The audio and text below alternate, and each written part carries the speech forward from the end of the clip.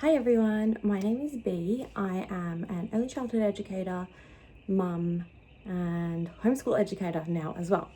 I am about 4 months into homeschooling my oldest child. He is autistic and gifted. I'm also autistic. And so I really wanted to share the curriculum choices that we've made for him.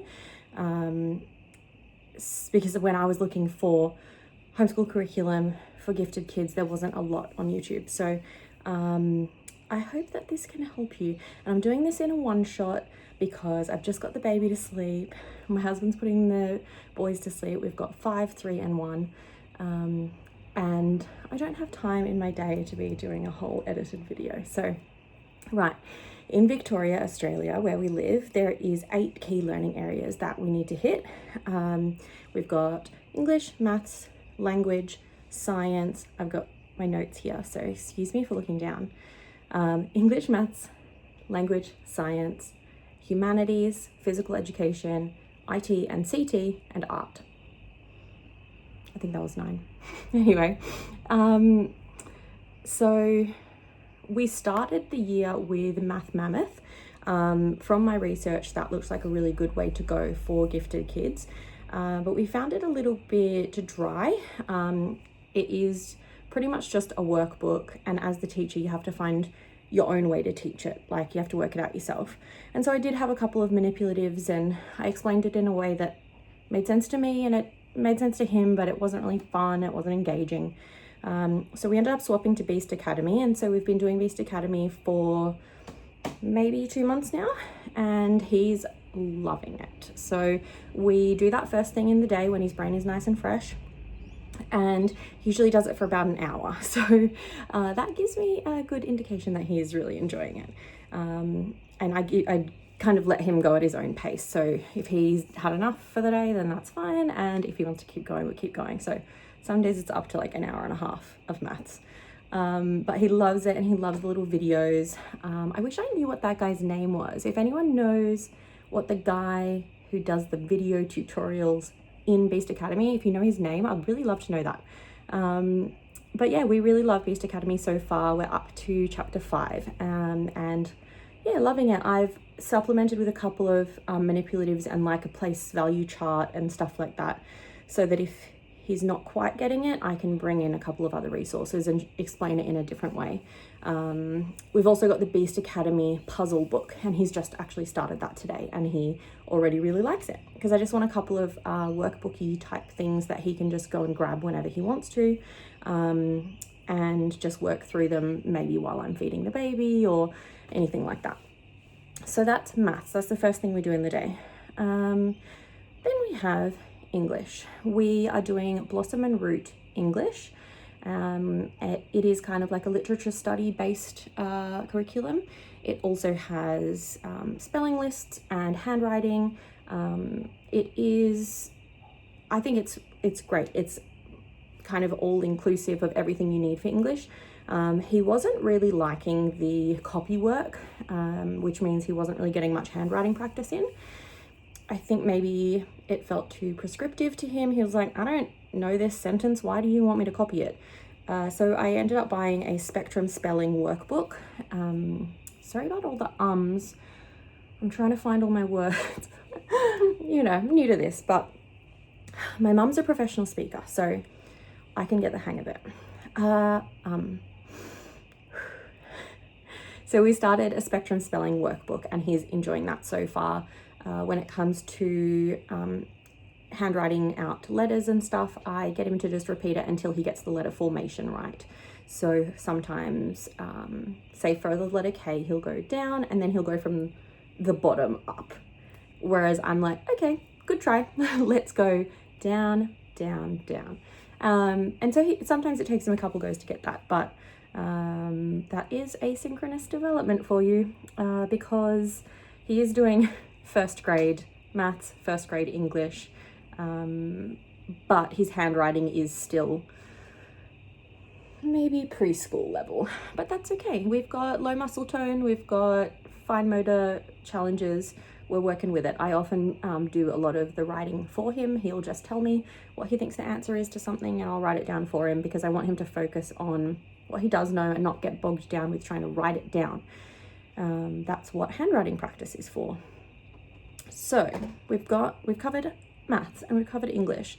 We're doing French. We wanted to do Auslan, Australian Sign Language, but we quickly realized that for a child with fine motor challenges and coordination challenges, that might be a struggle. So we switched to French. I did French in high school, and my stepdad speaks French, so it's kind of, I know the sounds, I know the pronunciation, and I have been doing Duolingo since the start of the year as well, so it's kind of fresh in my mind now. And we started on Homeschool Languages French and enjoyed it. There's you use a little puppet to help with, role playing in the language. You have some games. There's a lot of printables. Which is great for, engaging the kids. But there's no pronunciation help. It would be really great if they had like a QR code on each page that you could scan and it would say the words out loud for you. Because I don't know how to pronounce everything, and sometimes it's really good to just have a native speaker pronouncing it for you, just so you can even check that you're correct and you can copy after them. So I went on the hunt, and we have found one called Wino, Ouino, Wino. And they actually offer a couple of different languages. And so we've started doing French. We've done some like essential phrases. We've done some verbs, some pronouns. He's really liking it because it is like a video kind of thing. It says all the words out loud for you with an accompanying picture. And then at the end of the lesson, it gives you a quiz. And he loves a quiz because he likes to get full marks, full score. There's like, if you get 100%, it gives you a fluency award instead of a gold medal, which is like, I don't know, 90% gives you a gold medal. And so he loves getting his fluency award. He's very reward motivated, but that's fine. We love that. We'll work with that. So that's what we've been doing for French. We also have a Yoto player with a little French card, and it's like a bilingual story. So the characters are talking in French and then the narration is English, and he really enjoys that. And there's also a book series called Monsieur Roscoe, and there's 2 Monsieur Roscoe books so far, and it's a bilingual book series, and it is so good. Like, that's actually how we started being interested in French, maybe 2 or 3 years ago, is just we grabbed this book at the library and he thought it was so fun to learn all the little words. So highly recommend Monsieur Roscoe if you have, I'd say it's probably good up to maybe like 6 or 7 years old. So that's French. And then science. I've got a little science guy. He wants to be a paleontologist when he grows up, so he does really love learning about geology,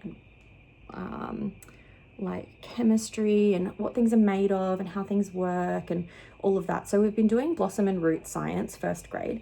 It's so good. Like, the first lesson was the age of the earth, and then the second lesson was the layers of the earth. Third lesson was about how the crust of the earth is made up of plates, and then we learnt about plate tectonics, and then we learnt about what happens when the plates move, and volcanoes and eruptions and mudslides and all of this. So it really builds on itself. There is activities. There's like messy activities, tidy activities, outdoor activities, and you can kind of mix and match which ones suit you. So I'm often like an indoor messy activity kind of person. We have done some of that outdoor activities, but it's not always my first choice. So I really like that it has lots of options for whatever type of family you have, whatever season you're in. Maybe you have a lot of kids, you just need to get them outside. Maybe you have a little one that isn't ready to go out in the freezing cold today, kind of thing.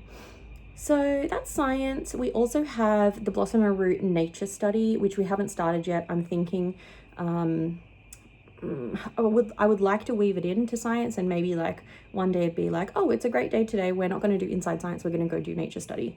But I haven't found the time to do that yet. And humanities, we have the Blossom and Root Geography, which is integrated into their language arts. So some of the books we've been reading, we've also been marking them on the map. And I suppose at some point it's going to get a bit more geographical. I haven't looked into that yet, but I trust them when they say that it is, like, integrated in. And then we've been doing Wingaru Aboriginal education. He loves this because it's video lessons. So it's like little animated characters and they're telling you the information that you need to know. And then afterwards there's a quiz, and he loves a quiz.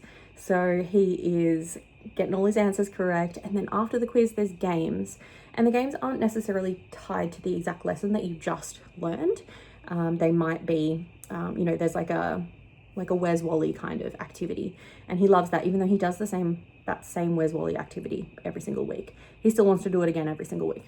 So he loves that. And I think it's important to be learning about the Indigenous cultures around us. We also have, at the start of the day, we've got a morning meeting and we've got our acknowledgement of country to acknowledge the Wurundjeri people, who are the traditional custodians of the land that we are on right now, that I am on. I don't know about you. So we've got physical education. Now, he loves to run fast, but he doesn't love to like kick a ball or do anything that requires coordination, you might say. So Oak National Academy does have a physical education curriculum, and it does have like running and jumping and skipping and hopping. And, in this lesson, we're going to learn about what your body can do in this way and do these activities and explore your capabilities kind of thing. And I think that is cool. But we are focusing on cooking and nutrition for now. He is quite interested in what food is made of. Like, he'll ask me, does this have sugar in it? Or is this protein? And so I'm trying to explain, well, everything has sugar in it. It just depends what kind of sugar and what it gives our body and how our body uses it. And so I thought, you know what, I'm just going to put this into our curriculum, and he'll start learning about it that way. So we've been doing Oak National Academy Cooking and Nutrition Year 1. He also does swimming lessons, and we're going to start trialing a homeschool sports class that is just around the corner from here. So we're going to start that in a few weeks because they're going off school terms, but we're not doing that. We're doing year-round homeschooling. But I will share my schedule and like a daily routine at a later date, because I think it's pretty smart, and I've had other people tell me like, oh yeah, that's a good idea. So I want to share it with you. So we've got IT and CT. My husband is a software engineer, and so I thought like, oh, I'll just hand this off to you. You can handle this kind of bit. And the child was very hesitant to let his father, which is annoying, but also a little bit funny because he's like, excuse me, you're not my teacher, mum is, get out of here. So I'm going to try and do some of those like little beginner coding projects with him myself. I'm going to get him a sciencey kit, like a KiwiCo. He really wants the Crunch Labs box, the Mark Rober Crunch Labs box, but it's like $55 a month to get it shipped to Australia. So no, thank you. The KiwiCo box is a bit more reasonable. So we'll see if he'll like allow me to get away with that. And yeah, we'll see. That can be a little bit of like engineering and tech in our curriculum. And then the last subject is art. I know I said I was an early childhood educator, and I do have a qualification in that, and I do have experience in that, but at heart, I'm an artist. I am a sewist. As a former gifted child myself, my gift is I can make that. Whatever it is, whatever you put in front of me, whatever I walk past on the street, my immediate thought is I could make that. And usually I'm right. So art has been really fun for us. We've been doing Blossom and Root Math in Art, which is such a cool idea. So we've been exploring lines and shapes and colors and like shades and all of these things that when you think about it, oh yeah, that is a mathematical concept. And art does have math in it, and math does have art in it, and oh, it's so cool. So highly recommend exploring the math in art, especially if you have a really technically minded kid who is like, I don't want to do a drawing, like what's the point?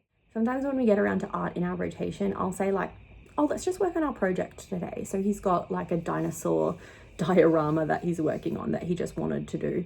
And it, you know, if it's up to the point of the process where it needs some paint, I'm like, let's do that for art today. So it's not super structured, but we're both enjoying that. And he's also doing scouts, so I'm going to make him sew on his own badges once he has the dexterity for that. So that can count towards art as well.